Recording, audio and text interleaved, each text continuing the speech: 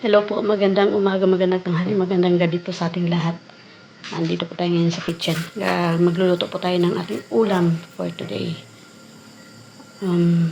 Tawag po to sa amin, sa mga Ilonggo is bulanglang. Bulanglang. Or laswa. Yan. Ito po yung mga ingredients niya. Yan. Meron po tayong kamatis, sibuyas, pritong isda, corn. Optional lang po yan. Kalabasa, okra, saluyot, alokbati, sitaw, at malunggay. Yan po siya. So, ngayon ilalagay po natin yung ating isda at saka kamatis sibuyas sa tubig.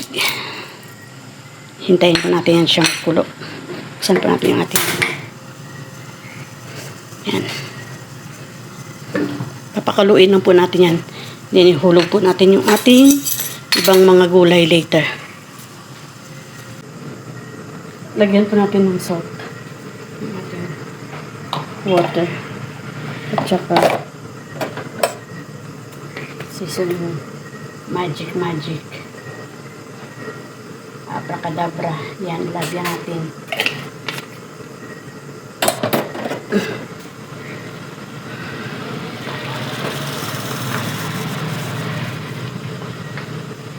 Partner po natin later is yung ating ihaw na isdang muro-muro. Ihaw po natin yan siya sa kawali. Ilalagay po natin yung ating mais.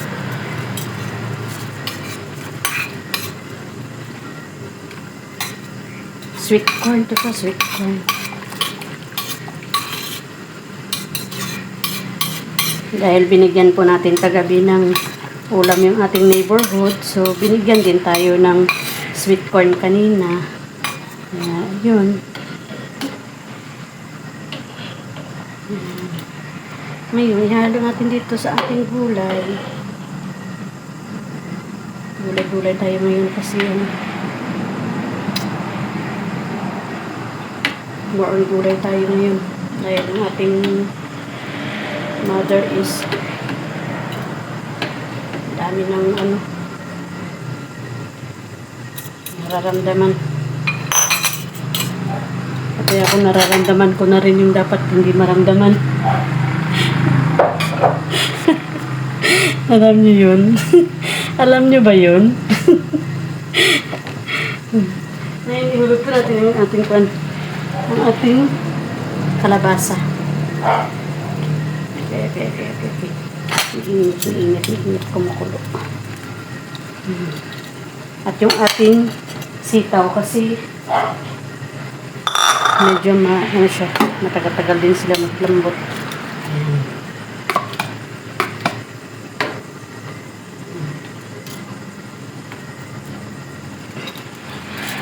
Makulay yung ating ngayon.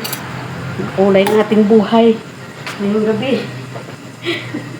Dahil makulay yung ating ulam. Yan siya. Wait po natin. A few moments later. Okra.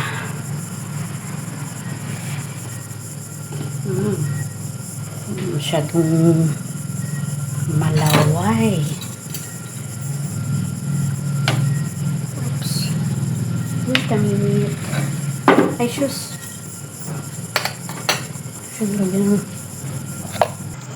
Yan. Tingnan po natin kung pwede na siyang ilagay yung ating alokbati, malunggay, at saka saluyot. Pwede na po ito siya. Lagay ko muna yung aking saluyot.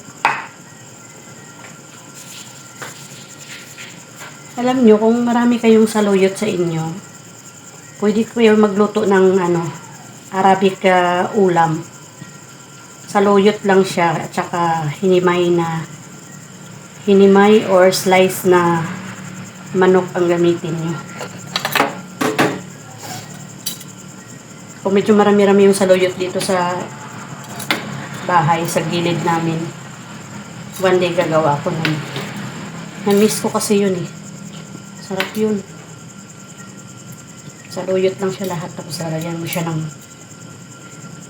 manok.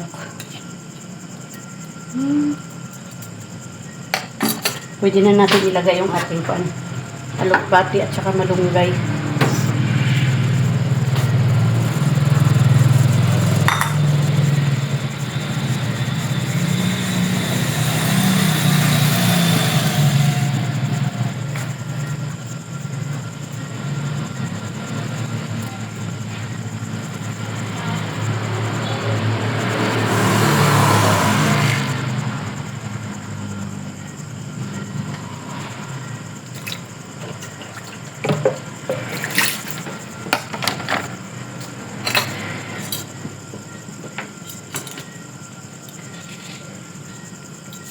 Later, isi-share natin yung gulay natin doon sa kay nanay. Doon sa unahan. Kapitbahay na nagbigay sa amin ng mais. Ng sweet corn. Yun ang merienda ko kanina. Mais. Nilagang mais.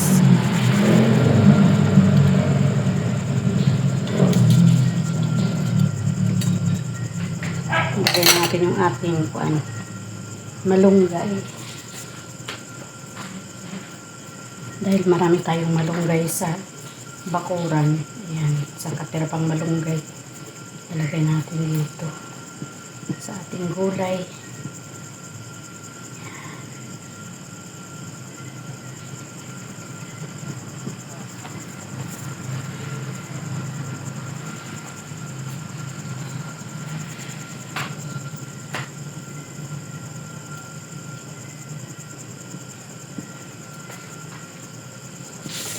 Yan, ilagay na natin po yung ating malunggay. So, wait na lang natin siya konting kumulo. And then, tapos na po yan. Kasi hindi naman kailangang lutong-luto yung ating green leaves. Yan.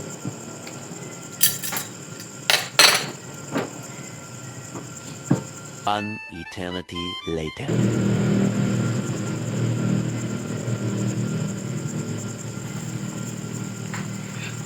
Yan na po siya. Kumukulo na po. Pwede na po natin ito siyang pwede na natin siyang patayin. Yan.